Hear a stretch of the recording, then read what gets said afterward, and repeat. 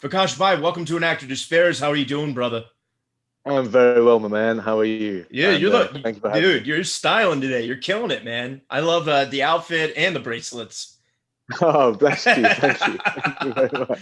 Man, I saw your film Limbo, and you were so outstanding in that. And I know you're crushing it in Pandora as well. And man, I've been watching you and keeping an eye on you, and you're going to take over the world, man. I know it's only a matter of time. I really want to see you on the stage, man. Like, I think you would be so outstanding.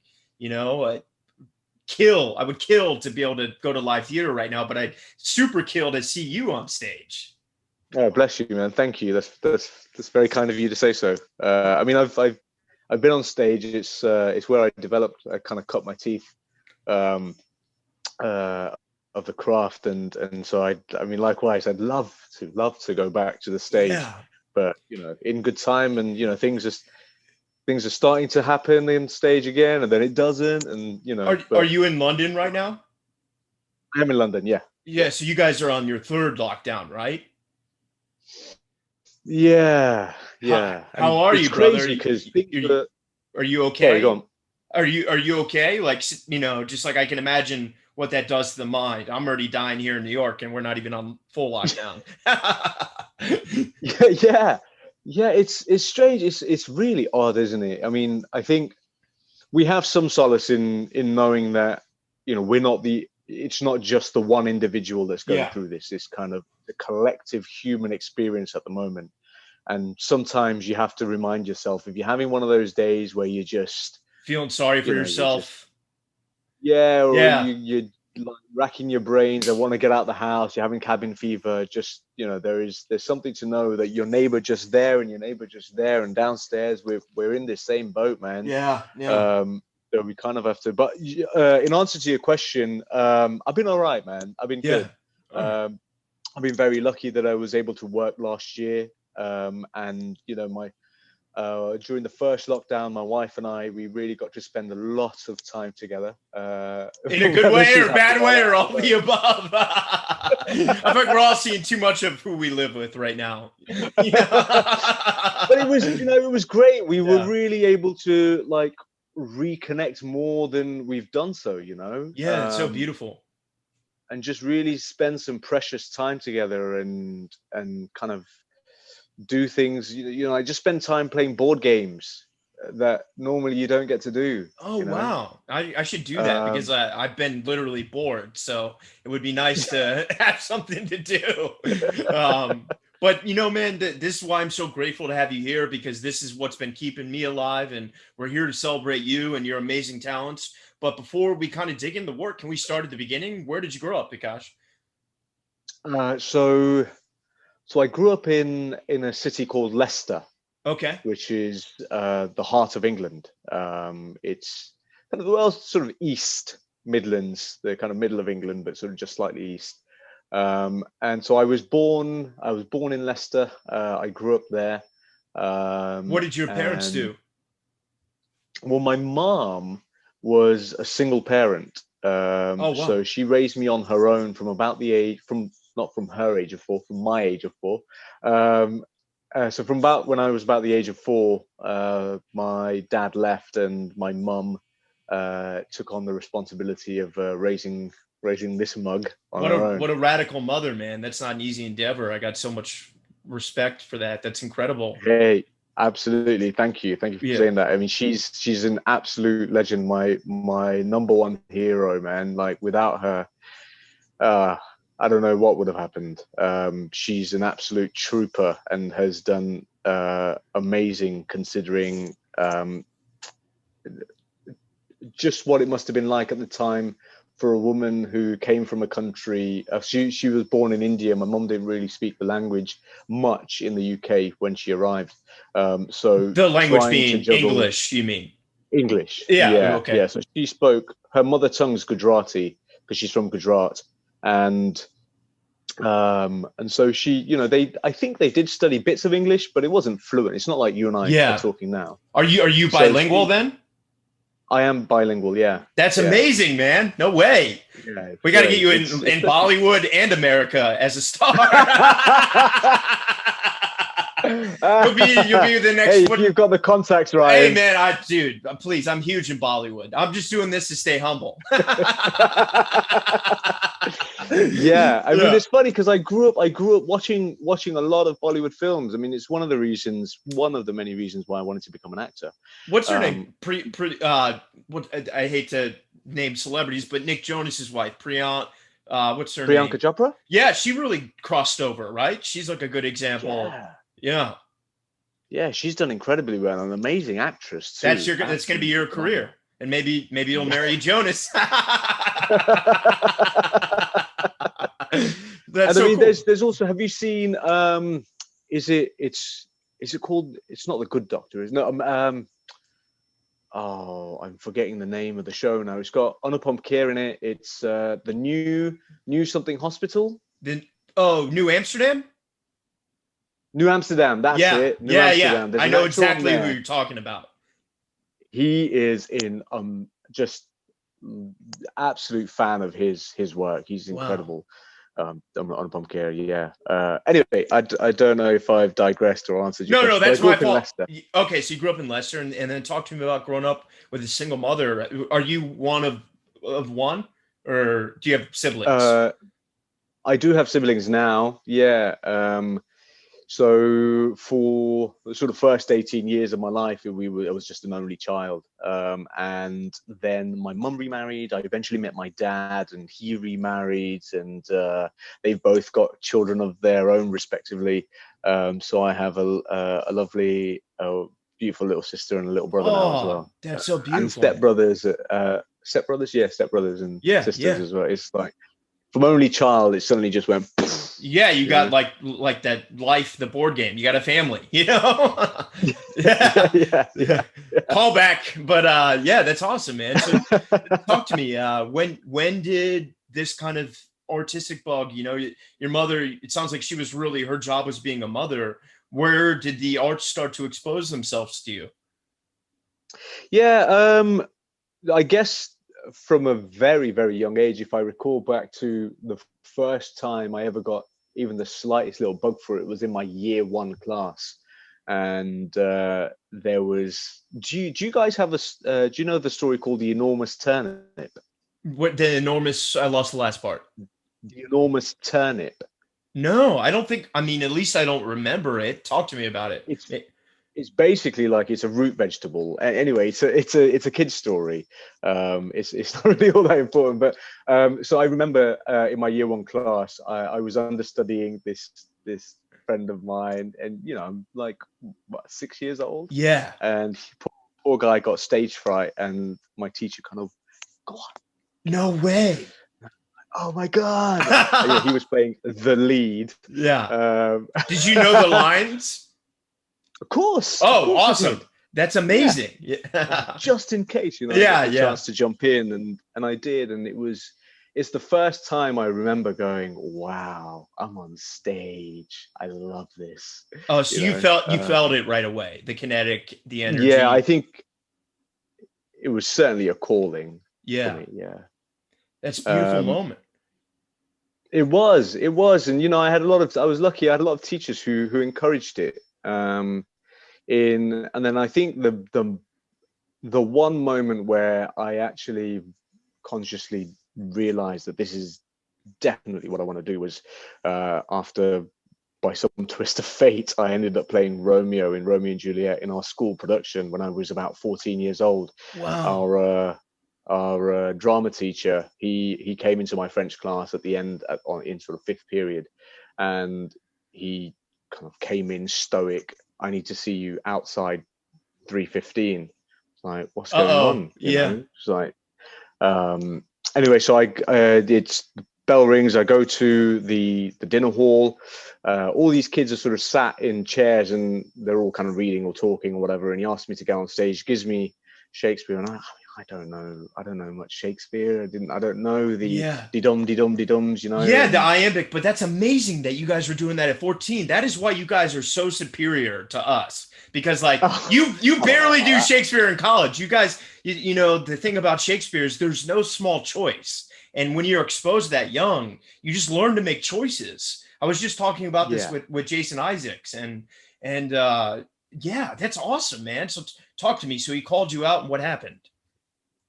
Well, he handed me this book, Romeo and Juliet, the script, and I'm thinking, what is going on? You know, why am I here? What's this about? Yeah. And he goes, just read those first few lines. And I read it. Is the day so young? Um, and he goes, okay, great. I need you to go away, work on that text for 5 minutes, 10 minutes, however long you need, and come back. I'm First of all, I don't know what's going on. Second of all, I'm Yeah. dyslexic, so it's like it's It's hard enough hard. for It's me hard to for anyone cite who these. can read normally. Yeah, yeah, Elizabethan prose let is not alone easy. Yeah. right, Yeah. exactly. Let alone Shakespeare. Um, and so I do this scene anyway. Flash forward, I end up playing Romeo in Romeo and Juliet, and uh, yeah, it was my first experience at putting on a show at all. You know, going through a rehearsal process, being around cast members, and watching that whole thing, having regular rehearsals, and putting in the time into developing a character, Yeah. and that's when I knew this. Yeah, yeah, I That's want so to do this. beautiful. And at You know. that moment were you kind of, telling your mother that you were interested in this, or was it, that wasn't spoken about quite yet? No, no, it was. I was. I mean, my mom and I are really good friends. That's one beautiful part of our relationship So, is we that's can so always so talk to each other wonderful. quite candidly. Yeah. Yeah, and she encouraged that. She always, she always made sure that I, for better or worse, told her how I felt. Yeah. Yeah. Yeah. um, yeah. So no, but she was. I mean, my mom always encouraged me. She always wanted me to pick something to do, and she did that Indian thing, or like I guess a lot of cultures where they want you to fall back on something. And Yeah. she's always said, make sure you study hard and have something backup plan. And but I was, I used to play football for a bit after school, and then I joined this dance class, and then I wanted to play drums and do all these things. And I'd drop out. I would Yeah. it wouldn't hold my attention for long enough. But with acting, she really pushed that, and it did, and I mean, it's still got my attention now. So, That's so um, beautiful. And when you were in our equivalent of high school, were you continuing to do more productions other than Romeo? so in school, I don't think so. But that drama teacher, Mike Lane, who's a good friend of mine too, Oh, and shout he's, I out mean, Mike. he was. He really pushed me, man. He saw some talent and whatever it was, and he found avenues that I could get involved with theatre and be more active, because I didn't know Yeah. where to go or how to get involved. So I Beau- got involved with some. Oh, I was just gonna say I love that you're talking about that because I think every actor listening to this deals with that. They don't know where to go. So Absolutely, yeah. So what? it's How hard, did? isn't it? Because you want to get into the game, and you don't know. I mean, it's so hard, and I guess especially now with kind of the situation that we're in. Uh, but then, yeah, I joined some amateur theatre groups, um, and started working with them, and started developing a craft. Yeah. Really. Did you feel like when you did Romeo and Juliet that you built a character by the end? Were you really satisfied with like what you did with that production? Um, I guess so. I mean, there's no visual like tape of it or anything where I'd be able to look back and Right. cry my heart out at the Yeah. just shocking choices that I made as a Yeah. 14-year-old.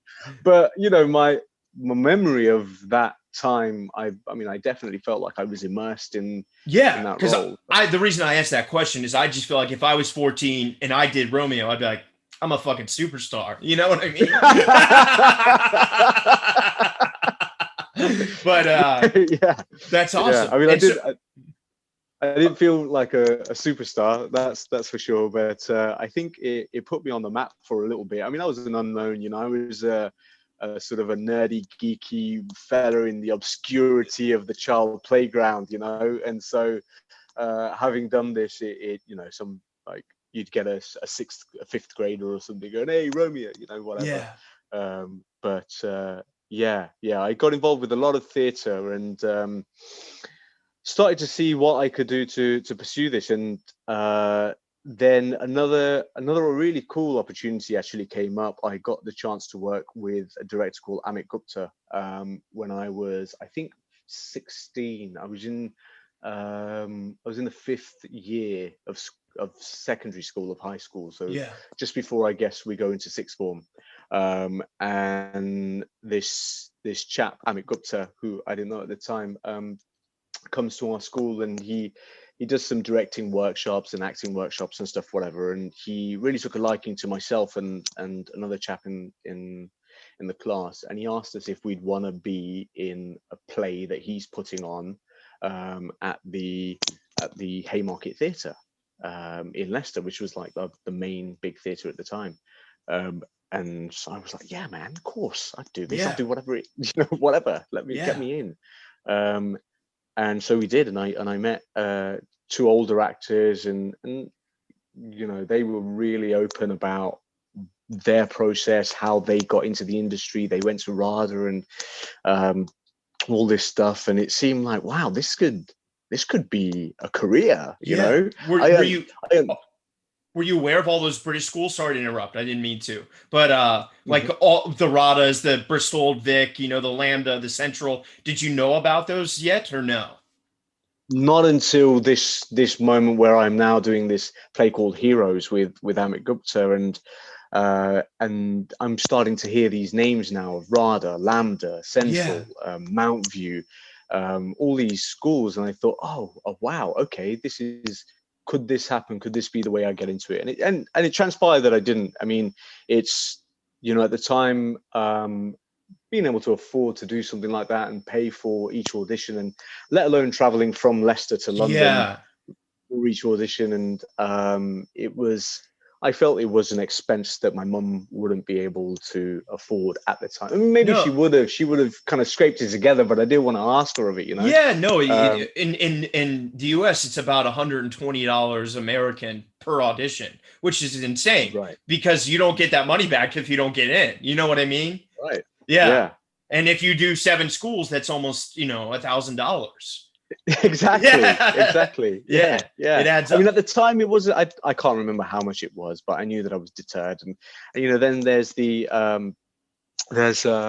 fees as well of what you had to pay, and I think it might have been something like 9,000 a term, or 9,000 a year, or something, which 16 years old just seems like $1 million, man. Oh, for sure.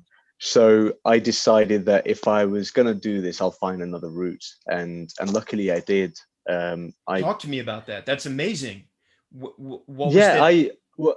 so I worked with a writer director called Jez Simons, who had a company in Leicester which allowed aspiring actors to work alongside professional actors, and there was, unlike a lot of drama schools or stage schools or youth clubs or whatever, there was no fee. He never charged anybody anything to be involved. So it was a great chance to work on text regularly, because he'd often write and put on shows. And so I started out quite young, working with this amateur theatre company, and then we ended up putting on professional shows, going to London, working at the Curve Theatre in Leicester. And from the point of being an aspiring actor at the age of 15, 16 to the age of, I think I was about 21 or something, and I was now working with this company and getting paid to do shows, and so developed, and again just continue to develop my craft. So then, did you forfeit university to move to London? Not yet, no. In fact, I didn't do university. I I had some whilst all my friends were going to university and stuff, I kind of took a year out to nice. try and find myself, or just try and get to. I mean, I don't think I did, or Did I? I don't know. No, I'm jealous. I think that should be No. required for every human because you kind of need Yeah, to man.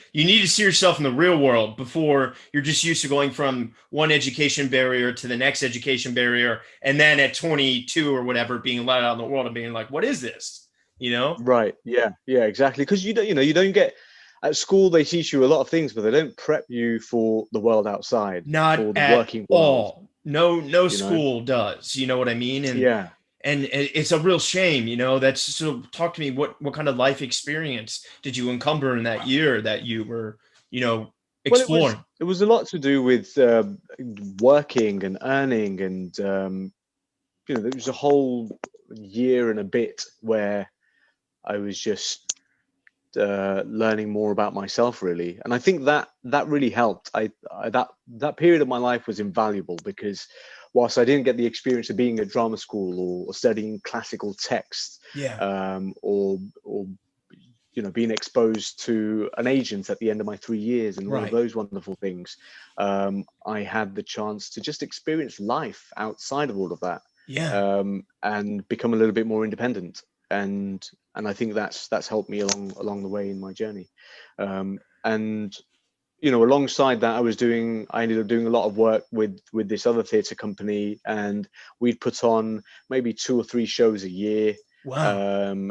And so that meant that whilst friends were at uni, I was in rehearsal a lot of the time. And was this in Leicester or was this in London?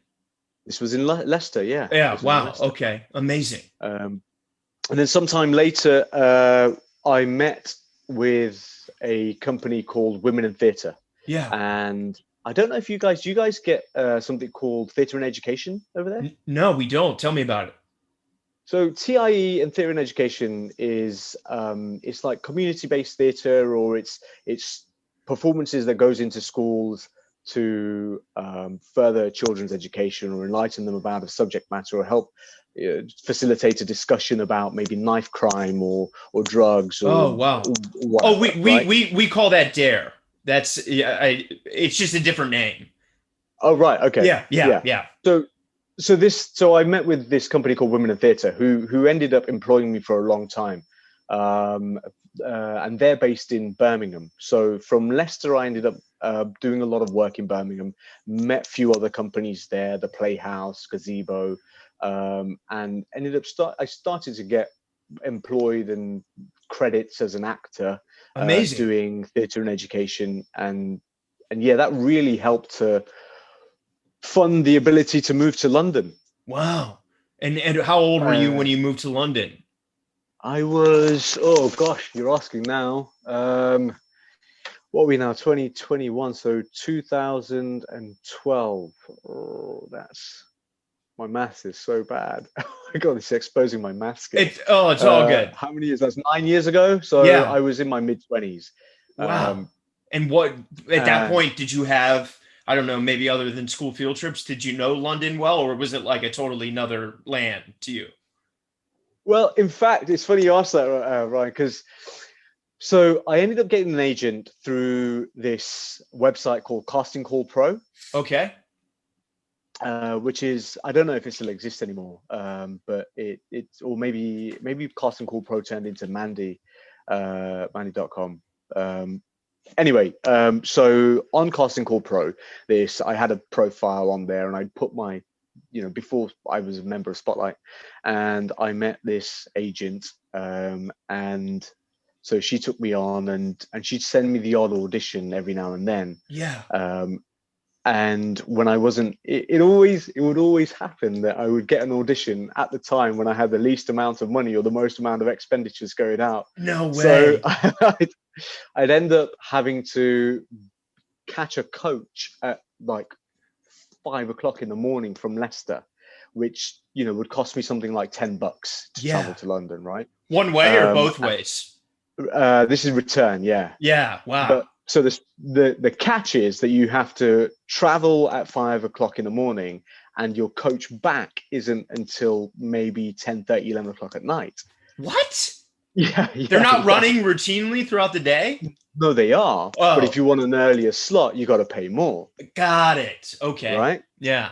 So I end up going on these auditions, and maybe the audition isn't like till 12 o'clock.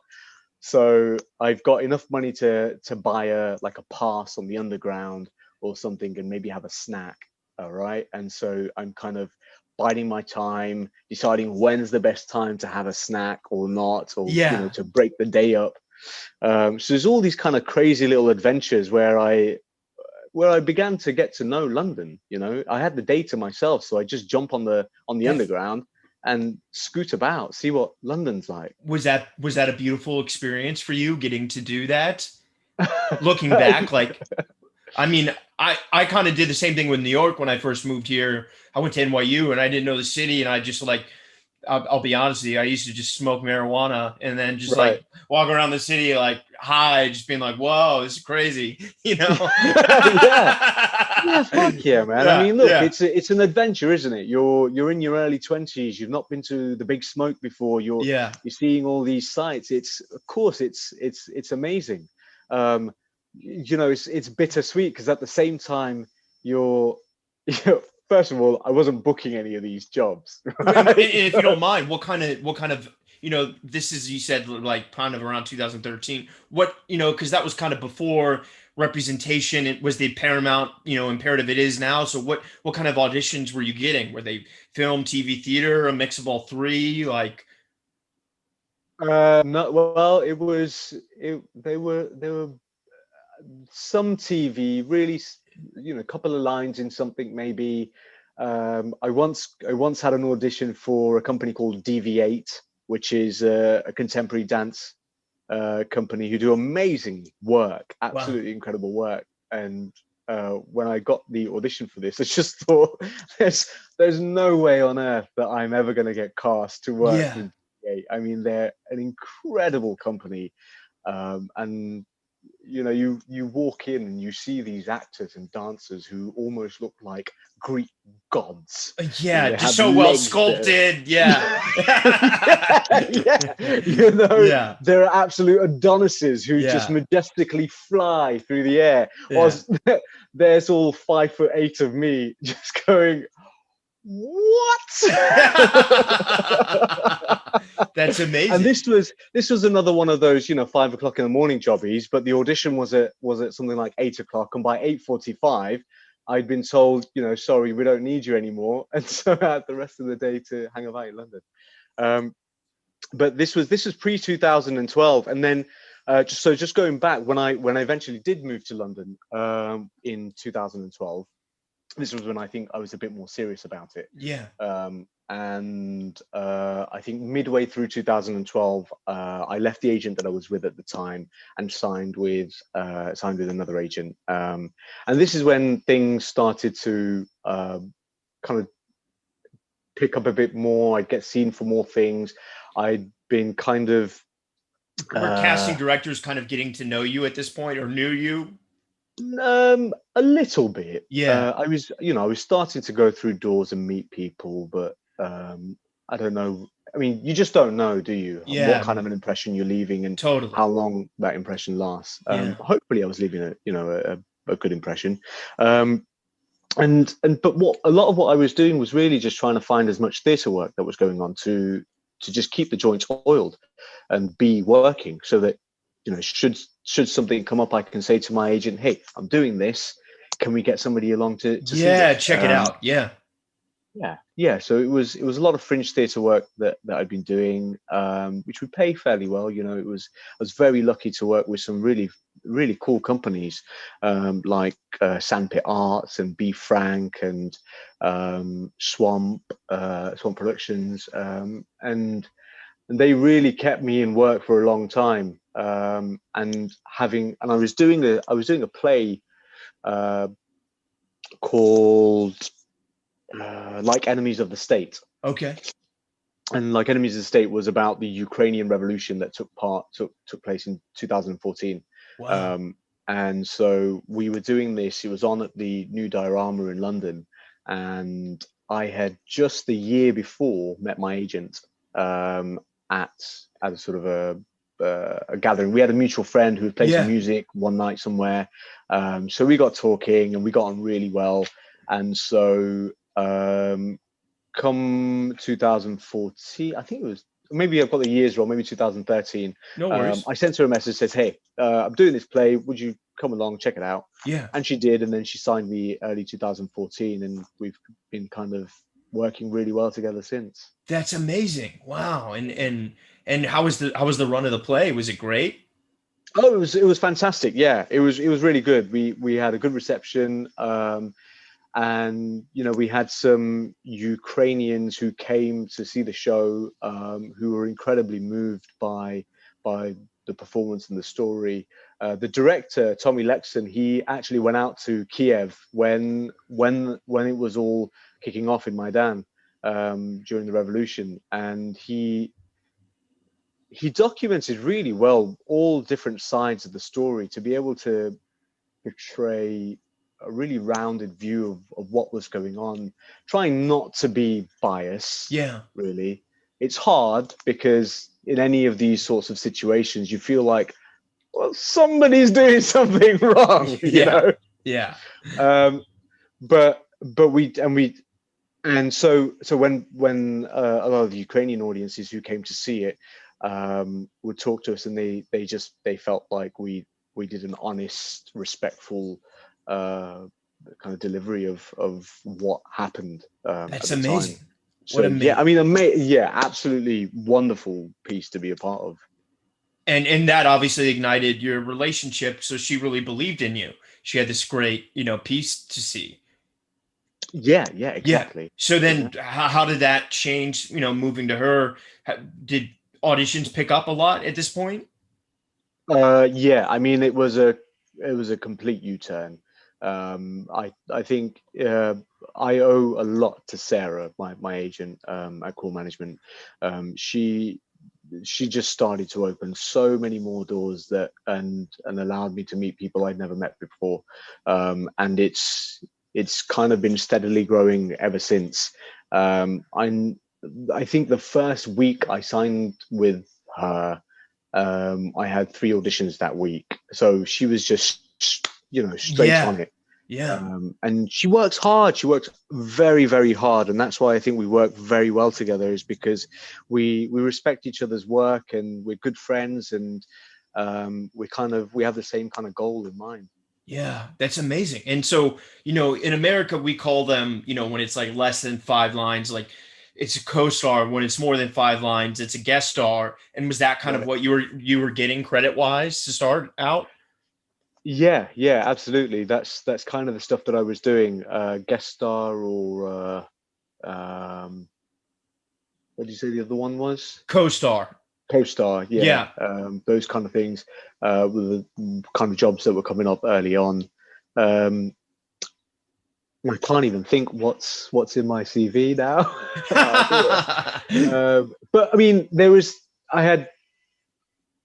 I had some really cool jobs come up. I worked on a show called Nightfall, which was an A&E Studios and History Channel Wow. production, which was my first time working on a Period proper big piece. set. Yeah. With swords and all this amazing stuff. And we were filming over in Prague, and so it was my first time going abroad, and Wow, it was so a whole cool. new adventure. Living the dream. Yeah. I was like, Yeah. look at me now. Yeah. That's amazing, man. And talk to me about that experience. Do you feel like that was kind of your film school, so to speak? Yeah. I think properly, yeah. Yeah. I try and do short films and get involved with little projects that people are doing at the time, but I can't recall what I'd done before Nightfall. I think I did Doctors, BBC Doctors. It's like a rite of passage. I think most actors breaking into the TV world do Doctors. That's awesome. But this was the first time being on a really high end production, and seeing how the machine really works. Yeah, the money machine, because it's just the lights and the crew, and it's just so intense, It's huge. Yeah, exactly. And that's awesome. Did that? And I was. Go on. Sorry. Sorry. Go on. I was working with. Sorry, you go first. I'll go after. I was just going to say that I was working with some really cool actors, and I just got to work and watch people who are really at the sort of height of their game do their thing, and try and just absorb as much of that as possible, really. And did that part really open doors for you after that? Was that kind of a, a bigger thing that kind of allowed you to be seen for bigger roles? I'm sure it did. Yeah. I mean, I don't think that it couldn't have helped having a credit like that on Yeah. there. Um, it, I guess it means that you've done something of that level, Yeah. and that once those sorts of credits start to appear, then that kind of work begets work kind Yeah, of people can trust you on $1 philosophy. million set. You're reliable. And you can do Right. good. Yeah, exactly. That's awesome. Exactly, and you start going into rooms and being seen for other things, and maybe have a few more lines, or maybe there's more depth to the character, or I don't know. I'm just kind of spitballing here, but in answer to your question, yeah, yeah, That's it amazing. did. And in terms of representation, do you feel like you were enjoying what you were being seen for, or was it kind of inadvertently a little fucked up? Because I know British tend to do a lot of, aristocracy dramas or period pieces. And, there's only certain ways that, tends to lend itself to Caucasian actors. Like, did you feel like you were being offered interesting parts or not yet? Um, that's a tough one to not a tough one to answer. I think it's look, we have come a long way Yeah. when it comes to representation compared to maybe 20 years ago. Have we gone far enough? Definitely not. Yeah. We've in the UK, especially, I think we've got a long way to go. But that's not to say that the kind of like the Sanjeev Bhaskars and the Mira Sayal and Nitin Ganatra and all of these wonderful actors that have preceded sort of this next batch of South Asians who are coming up, and they kind of did the work, and they've kind of helped to pave the way for more opportunities Yeah. to be presented, and they fought for those opportunities. And but I'd also say that the better opportunities had started to come up. Great. So that I wouldn't. Sometimes stories have to be told, and you need to play parts because what it is, you've got to make a decision as an actor in your own kind of And you got morals to and make ethics a behind. living as well. You know what I Yeah, mean? Not right. everything. Yeah. Yeah. That's awesome. Exactly, and but yeah, I'd be very lucky. There's been a diverse kind of amount of things that would come in, and I think partly that's to do with my agent as well, and she picks or tries to push me for things which like if the character's name's Jack, Yeah.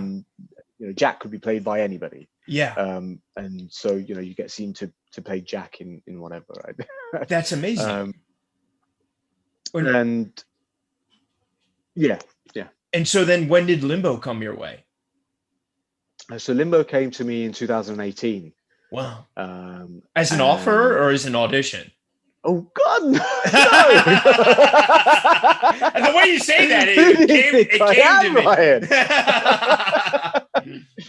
Gosh, no, it was nothing like that. I mean, when I said it came to me, I mean the audition came to me, right? Yeah. And I can't recall if I had the sides that were sent or if I had the whole script. Either way, what I'd read, I knew I had to be involved. It was just one of those ones where viscerally I just felt I need to tell this story. You connected to it. That's great. I feel like I've got something to say, and I remember saying to my wife, I've got to get this, man. Yeah. This is the one. That's awesome. And so we had quite a lengthy audition process for it, and more than one, I imagine, right? Yeah, well, I think about 6 or 7 in the end. Wow. Auditions to get this and to kind of book this job.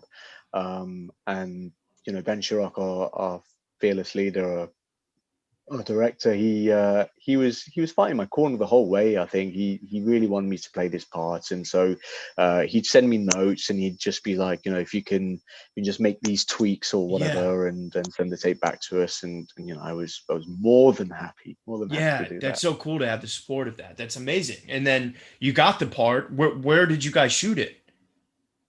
So we shot Limbo on an island off the west coast of Scotland, in the Outer Hebrides, a place called Uist. Wow. So Uist is two parts. You have North Uist and South Uist, and I think most of the stuff that we shot was, if I recall correctly, on North Uist, and then some bits on South Uist. Yeah, it's so beautifully shot. The cinematography is amazing and so well acted. Was it a great time shooting that? Yeah, absolutely. And thank you for saying that. It really is just absolutely incredibly shot, isn't it? The so great. I mean, it looks like Lord of the Rings in sometimes. The settings just so insane, And it's such a great story. I mean, one of the great things about being on a place like that was that you're so out of the way of any kind of semblance of normal life. Yeah. You're in the middle of nowhere on this small island in, I think, is it the Atlantic? I think it's the Atlantic Ocean. We're somewhere there anyway. Yeah. And it felt like you kind of felt like you were in limbo. Yeah. You're pun intended. on this remote place. Yeah. So that, I mean, the island itself was a character in itself to deal with. Wow. I can only imagine. Because the weather would just turn on you. In a second. Right. Yeah. The sun would be out 1 minute, and the next thing you know, we're having to cover everything up, go inside because it's hailing. Wow. Or we've got like 70 miles per hour wind. That's crazy. It was a real adventure. Do people live on the island, or are there like proper residents there? Yeah. Oh wow. Yeah, absolutely. And they all. I mean, I think by the end of I think we were there 5 weeks, 6 weeks. By the end, I mean, most of the islanders knew who we were. Oh, that's awesome. Yeah. We'd go to, there was this one pub that they had where we'd all go to on a Friday or Saturday night called the Dark Horse, I think. Oh, that sounds like a great pub. I love that. Yeah, you see the same locals there every week. But yeah, it was really felt part of the island. We met a lot of the locals, and they were all really nice, really welcoming. They were all very happy to have us there too. Yeah, that's amazing, and you're so killer in the film, man. And is it in doing the festival circuit right now? Is that what it's going through? It has done, yeah. It's done really well, man. Touch wood. It's it started off as the official Cannes selection of 2020. Did you get to go or no because of COVID? No. Oh no, dude! Next time, right? Yeah, you get to go to Cannes. No, you don't. Yeah, what a bummer, man. Fuck. I'm not even gonna lie to you on that one. Oh man, it was an absolute bummer, dude. Yeah. I mean, Cannes wasn't having a live. They weren't having a live event. 2020 because of COVID. So was it virtual then? So it was all virtual. Yeah. And I think what Cannes did though was I mean I don't know how these things work, but I guess it helped to kind of push towards other festivals. I don't know. I'm talking completely out of my depth now, but I went to the Toronto International Film Festival, and I went to San Sebastian. So it's going to the biggest film festivals in the world. You say this so casually. These are the biggest of the big, man. You don't get bigger than Cannes, Toronto, or San Sebastian. Right. Yeah. Has that been a fun experience touring with this film, so to speak? 100%. Yeah. I mean, so I went to my first ever film festival, which was Zurich. And so I got to see the film for the first time also in Zurich. with an audience there and kind of sat watching the film at a screening. Yeah. And my first ever screening, so it was just like, oh my god, wow. Was it There's my face. was it tough? Because I'm so hard on myself when I watch myself act. Or did you like how they put it together? I know it can go either way. 100. I mean, when it comes to what they have done and how they've put, I mean, it's just it's beautiful, man. I'm so blessed and honored to have had the opportunity to work with these guys so early on in my career. Or early, I mean, wherever I am at in my career. Yeah. But especially screen work anyway, to have had that, stick a fork in me, I'm done. Yeah. That Yeah. that sort of No, thing. no, you just getting started. And then did that bring Pandora your way, or was that already in the books at this point? No, I don't know whether it had an influence on Pandora coming through. I mean, it came through as an audition again. Oh, Right? it did. Okay. Yeah. So I mean, as I say, nothing's being offered yet. Yeah. Right? Soon, brother. Soon. The next Riz Ahmed right here. Soon, Yeah. Yeah. yeah. Is this the But, longest you've lived with a character? Because you've done like 19 episodes, I think, right? Yeah. How's that Yeah, experience?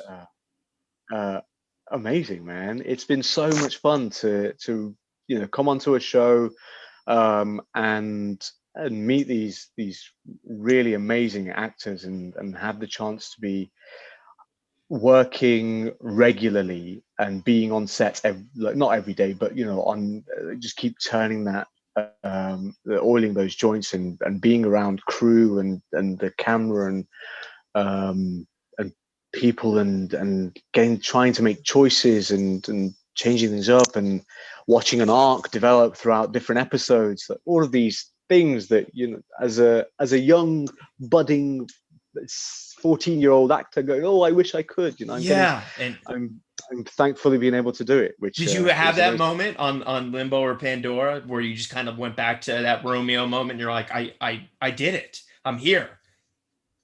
Dude, I always do, man. Yeah, you got to, bro. It's a constant reminder. Yeah. How lucky are we to be able to do the work that we do? So lucky. Yeah.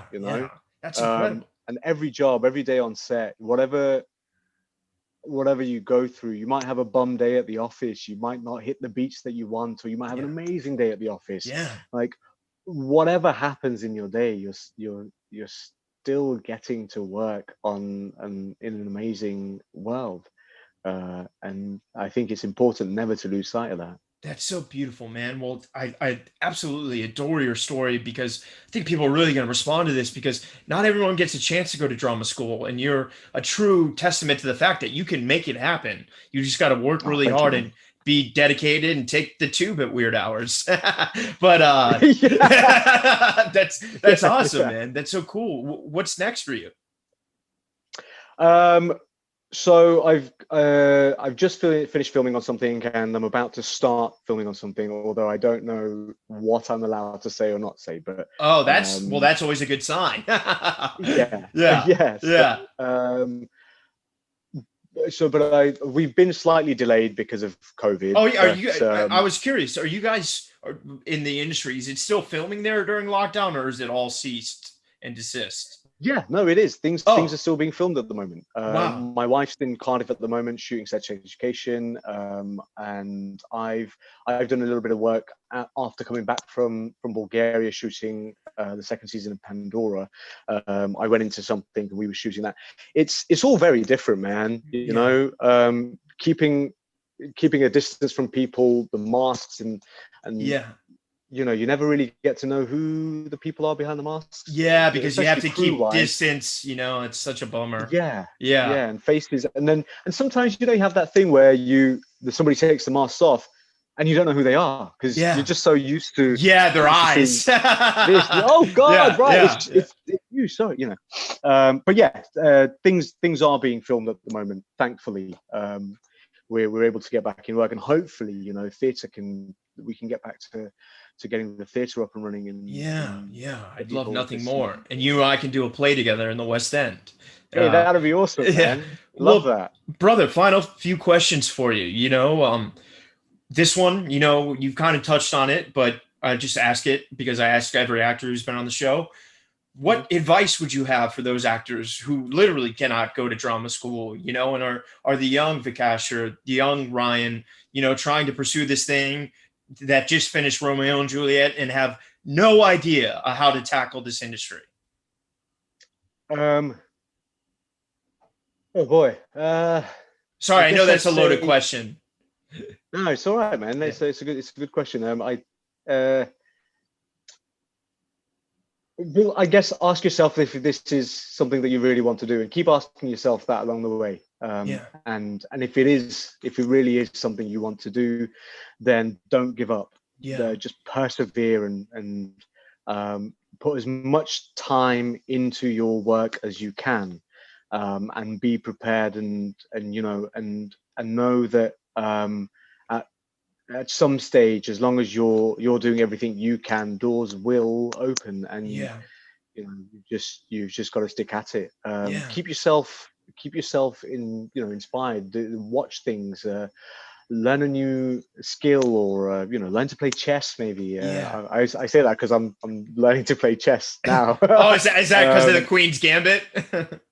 Funnily enough, Oh, no, but I wow. kind of I actually started watching um this thing called Masterclass, which is Oh yeah, yeah. Everyone has like Natalie Portman, David Fincher. You know, it's crazy. yes. Yeah, And so I'm learning to play. Well, I got that as a resource to kind of help with like continuing to develop my craft.